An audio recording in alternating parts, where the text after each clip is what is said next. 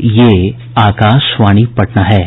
अब आप अभिषेक दास से प्रादेशिक समाचार सुनिए। पहले मुख्य समाचार।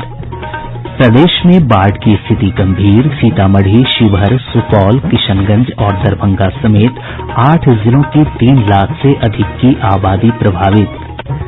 1076 नये मामलों की पुष्टि के साथ ही राज्य में कोरोना के मरीजों की संख्या बढ़कर 27,455 हुई। 17,535 व्यक्ति हो चुके हैं स्वस्थ। मुख्य चुनाव आयुक्त ने कहा, कोरोना महामारी के कारण नहीं टलेंगे विधानसभा चुनाव। और मध्य प्रदेश के राज्यपाल तथा बिहार के पूर्व राज्यपाल लालजी टंडन का लंबी बीमारी के बाद निधन। राष्ट्रपति, प्रधानमंत्री, राज्यपाल और मुख्यमंत्री ने जताई गहरी संवेदना। अब समाचार विस्तार से। प्रदेश में बाढ़ की स्थिति गंभीर होती जा रही है। आपदा प्रबंधन विभाग के अनुसार 8 जिलों के 32 प्रखंडों के 156 पंचायत की 3 लाख से अधिक की आबादी बाढ़ से प्रभावित है। सीतामढ़ी, शिवहर, सुपौल, किशनगंज, दरभंगा, मुजफ्फरपुर, गोपालगंज और पूर्वी चंपारण जिले मुख्य रूप से बाढ़ की चपेट में हैं। हमारे संवाददाताओं ने बताया कि कई शहरी क्षेत्रों में भी बाढ़ का पानी प्रवेश कर गया है। पश्चिम चंपारण से हमारे संवाददाता ने खबर दी है कि वाल्मीकिनगर गंडक बराज से 4,08,000 क्यूसेक पानी छोड़े जाने के कारण तटबंधों पर दबाव बढ़ गया है। जिले के बगहा, भितहा, धनहा, बैरिया और नौतन प्रखंडों के दर्जनों गांव में पानी फैल गया है। लौरिया नरकटियागंज पथ पर अशोक स्तंभ के पास डायवर्जन के बह जाने से इस मार्ग पर आवागमन पूरी तरह बाधित है। वहीं जिले में सिकरहना नदी के जलस्तर में उतार चढ़ाव से कई निचले इलाकों में बाढ़ का पानी प्रवेश कर गया है। इधर गंडक में उफान के कारण गोपालगंज जिले के निचले क्षेत्रों में बाढ़ का पानी फैलने लगा है। एनडीआरएफ और एसडीआरएफ की मदद से लोगों को ऊंचे स्थानों पर पहुंचाया जा रहा है। पूर्वी चंपारण जिले के मोतिहारी स्थित पुरनहिया से श्रीपुर उत्तरवारी कवैया जाने वाले पथ पर स्थित पुल पानी के तेज बहाव से टूटकर बह गया है। इससे दर्जनों गांव का प्रखंड मुख्यालय से सड़क संपर्क टूट गया है। वहीं मधुबनी जिले में कमला तटबंध में लगभग 10 जगहों पर रिसाव हो रहा है। जिले में बहने वाली धौंस नदी का पानी कई नये इलाकों में प्रवेश कर गया है। बारिश के पानी से खजौली मैनापट्टी सड़क क्षतिग्रस्त हो गई है। इधर सीतामढ़ी जिले के भिट्ठा मोड़ से रातो पुल के बीच NH 104 पर 1 फुट पानी का बहाव हो रहा है। श्रीखंडी भिट्ठा पूर्वी पंचायत के कई गांवों में बाढ़ का पानी प्रवेश कर गया है। शिवहर जिले के पिपराही प्रखंड के दोस्तिया गांव के पास गंडक नदी में तेजी से कटाव हो रहा है। इधर कोसी नदी का पानी खगड़िया, सहरसा, सुपौल और मधेपुरा जिले के कई निचले इलाकों में प्रवेश कर चुका है।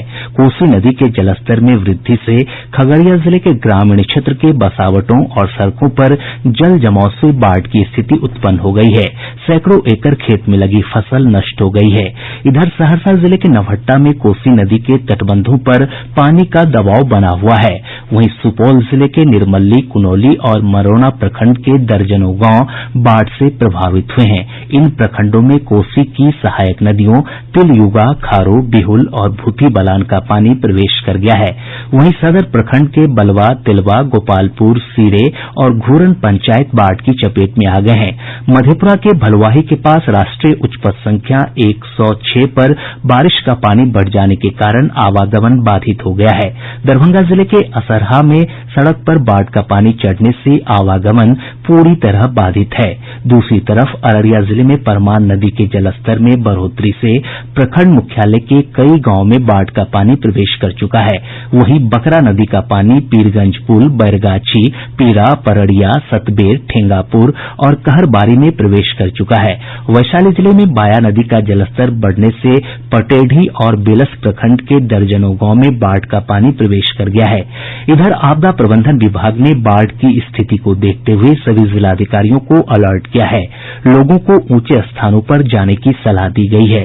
प्रभावित क्षेत्रों में एनडीआरएफ और एसडीआरएफ की भी मदद दी जा रही है। लगातार हो रही बारिश के कारण प्रदेश की अधिकतर नदियां खतरे के निशान से ऊपर है। केंद्रीय जल आयोग से प्राप्त जानकारी के अनुसार बूढ़ी गंडक नदी का जलस्तर मुजफ्फरपुर, समस्तीपुर और गोपालगंज में तेजी से बढ़ा है। वहीं बागमती और अधवारा समूह की नदियों का जलस्तर सीतामढ़ी जिले में 5 स्थानों पर लाल निशान से ऊपर है। परमान नदी अररिया में खतरे के निशान से 40 सेंटीमीटर ऊपर है। वहीं गंगा नदी का जलस्तर पटना के हाथीदह और गांधी घाट तथा भागलपुर में लाल निशान के आसपास बना हुआ है। मुख्यमंत्री नीतीश कुमार ने बाढ़ की आशंका वाले क्षेत्रों में राहत और बचाव कार्य के लिए जिला प्रशासन को पूरी तरह तैयार रहने का निर्देश दिया है। उच्च स्तरीय समीक्षा बैठक में मुख्यमंत्री ने गंडक नदी के निचले इलाकों में रहने वाले लोगों को सुरक्षित स्थानों पर पहुंचाने और निर्धारित मानकों के अनुसार सभी सुविधा उपलब्ध कराने को कहा। श्री कुमार ने एनडीआरएफ और एसडीआरएफ की टीमों को अलर्ट रहने को कहा ताकि किसी भी अप्रिय स्थिति में तत्काल कार्रवाई की जा सके। मुख्यमंत्री ने हटाई गई आबादी वाले क्षेत्रों में कंटेनमेंट जोन होने की स्थिति में प्रभावित लोगों को अलग से रखने का निर्देश दिया है। प्रदेश में लगातार भारी बारिश का सिलसिला जारी है। उत्तर बिहार में पिछले 24 घंटों में हुई मूसलाधार बारिश ने 31 वर्षों का रिकॉर्ड तोड़ दिया है। इस दौरान औसतन 206 मिलीमीटर बारिश दर्ज की गई है।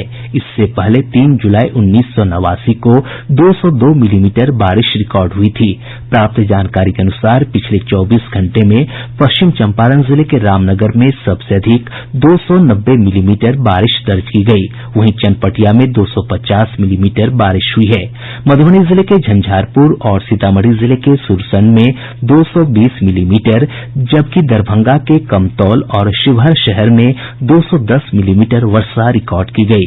इधर पूर्वी चंपारण जिले के चकिया, केसरिया और समस्तीपुर जिले के पूसा में 190 मिलीमीटर तक बारिश हुई है।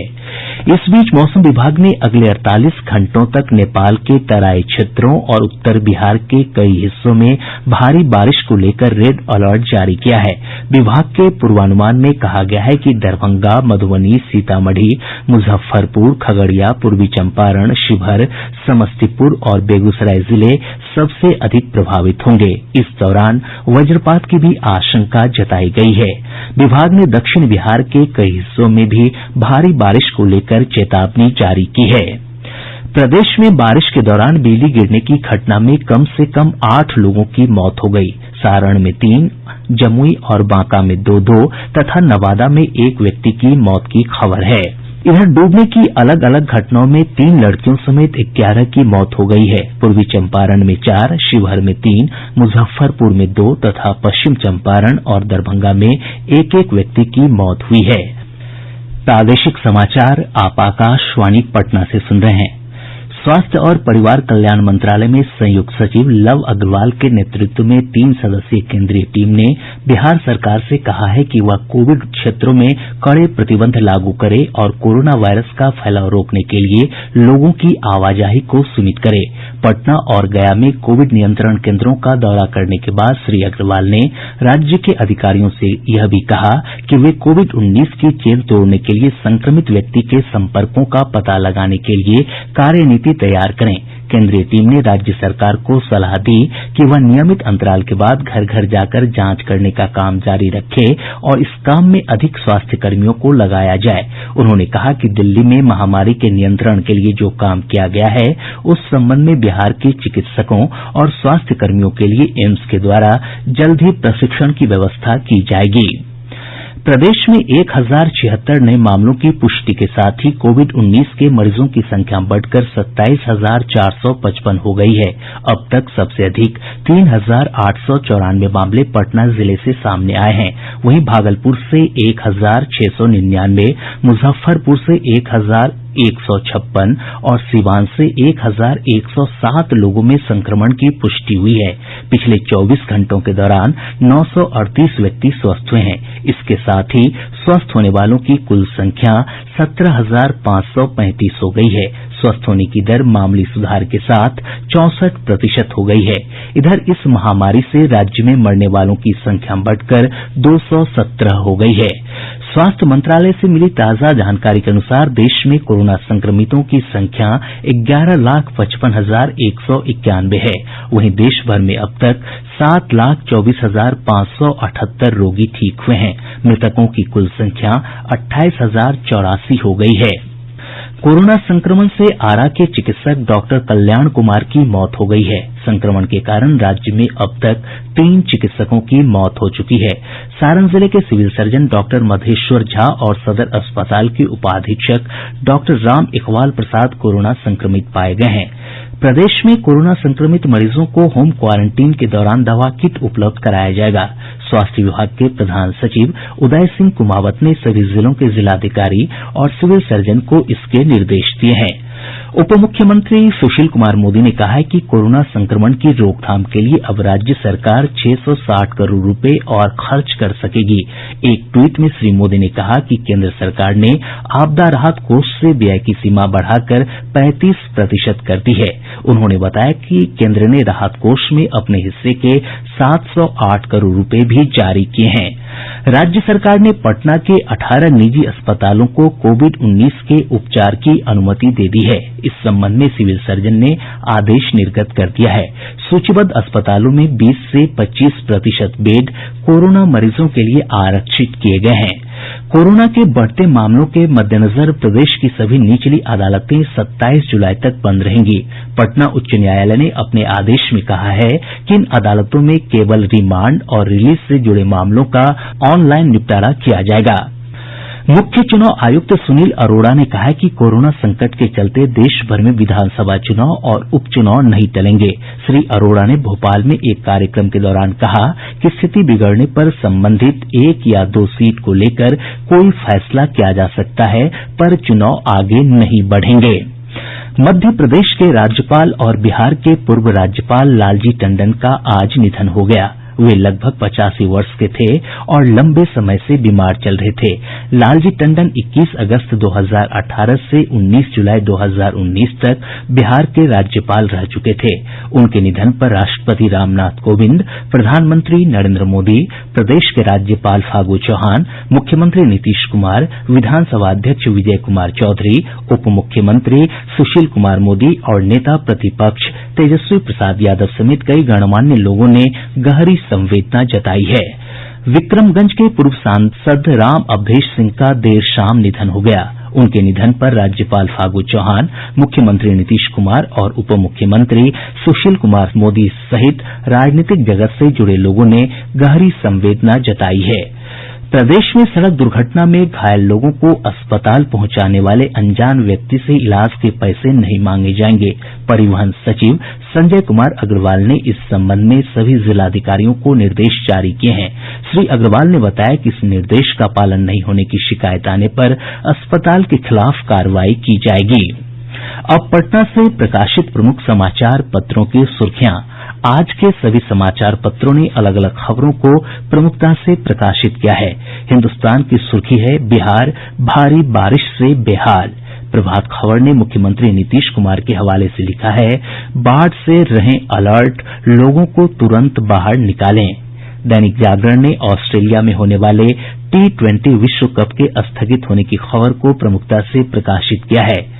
दैनिक भास्कर स्नातक अंतिम वर्ष की परीक्षा लेने के मामले में लिखता है यूजीसी के आदेश को सुप्रीम कोर्ट में चुनौती। और अब अंत में मुख्य समाचार एक बार फिर। प्रदेश में बाढ़ की स्थिति गंभीर। सीतामढ़ी, शिवहर, सुपौल, किशनगंज और दरभंगा समेत 8 जिलों की 3 लाख से अधिक की आबादी प्रभावित।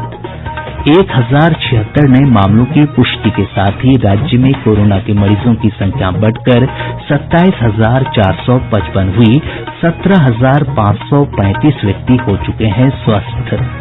मुख्य चुनाव आयुक्त ने कहा कोरोना महामारी के कारण नहीं टलेंगे विधानसभा चुनाव। और मध्य प्रदेश के राज्यपाल तथा बिहार के पूर्व राज्यपाल लालजी टंडन का लंबी बीमारी के बाद निधन। राष्ट्रपति, प्रधानमंत्री, राज्यपाल और मुख्यमंत्री ने जताई गहरी संवेदना। इसके साथ ही आकाशवाणी पटना से प्रसारित प्रादेशिक समाचार का ये अंक समाप्त हुआ। घर में रहिए, सुरक्षित रहिए और सुनते रहिए आकाशवाणी।